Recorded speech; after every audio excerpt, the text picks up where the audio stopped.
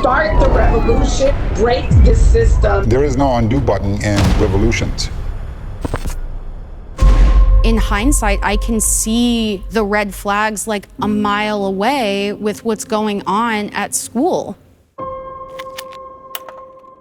There is this persistent culture of what is right and what is wrong. There's no nuance. You have to obey, you don't ask questions, and if you speak up, you will be punished and you will be ostracized. I decided to examine my beliefs as an exercise, but just look up the opposite side of the argument, which I hadn't honestly pursued before. And over time, I realized that I had some really bad beliefs.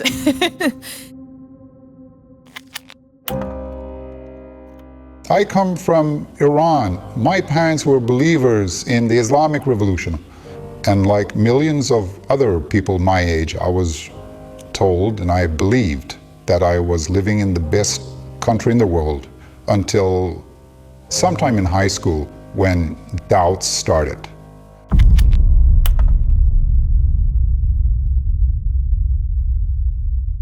The way that I grew up, I had people that were older than me expressing a white supremacist ideology and went from one extreme to the other.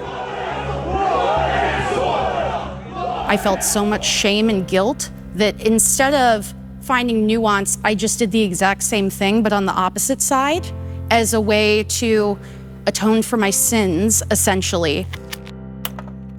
When I first went into social work school, I was very bright-eyed and bushy-tailed, and I really thought that everyone was open to listening and learning from each other.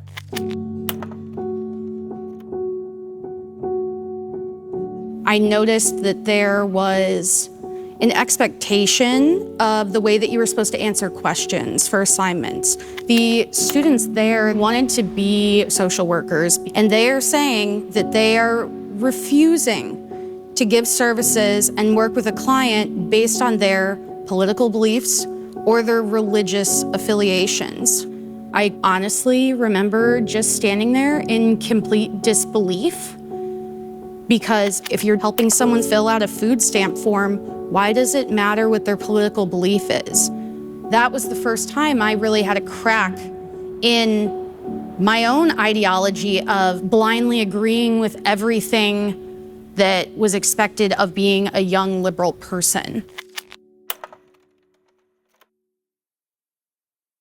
A lot of it was frankly very chill and very fun. I mean, it did feel like summer camp. We'd just like hang out on the couch, like smoke weed, play soccer in the street. But there was other elements to it that were definitely not so nice. I remember taking a marker and marking over all of my tattoos. And this is a very specific and intentional tactic to avoid identification by the authorities. Antifa, it was a destructive group in the sense that open inquiry is not considered. You suffer social cost when you start to question. So when I started to get these red flags about like, I don't know, I don't think communist revolutions were like always that great.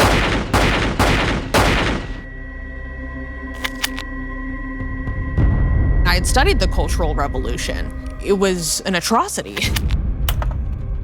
But I didn't feel like it was a good idea for me to necessarily like voice that out loud.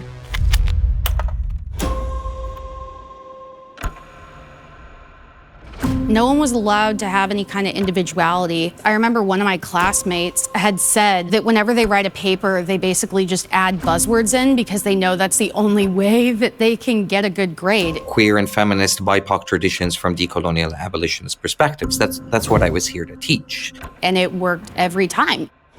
There are lots of American parents whom their children are going to the same buildings that they went to, and they had the same name as they went to.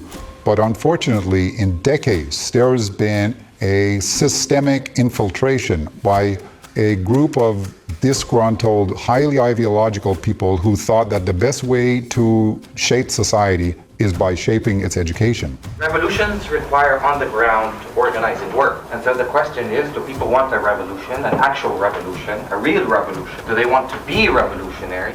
Unfortunately, this loud minority of highly ideological, Marxist-friendly people, they've completely taken over. I hope you seek to dismantle the United States. And if that isn't your politics, okay, everyone should just be on board with it, no questions asked. Teaching is a revolutionary act. So let us start the revolution, break the system to its very core. You are paying for an education, but it's not an education, it's an indoctrination. Students are going to get radicalized when they're juniors, and then they'll be active in their senior year and they'll go. We do have control of our classroom. Think about our students as agents of liberation. I left higher education and work in a high school now. So everyone who raised your hand and said that you got radicalized in college, imagine if you got radicalized 4 years earlier. We need to organize undergraduates to join in this struggle. This person is there to tell you what to think instead of how to think. There is no understanding that the truth might be complicated and nuanced. I saw a lot of performative social justice that didn't have a lot of nuance to it. I saw a lot of it kind of being sort of a fad or an expectation to conform, or even honestly just a social event. I honestly don't know. Why are we protesting here? Palestine will be free! I wish I was more educated. The protests that are going on now are different because of how extreme it's become, how unwilling people are to have any conversation. We don't want you to speak here. Your words are violent. When I went from one side to the other, it was two sides of the same coin. Whose streets? Our streets! Whose streets? Our streets! Our streets! Our streets! Our streets! Our streets! The same persistent bullying, cancel culture, black and white thinking, absolute truths, it's us versus them, is creating the same thing. It's creating hate. There should be death to America. America should not exist.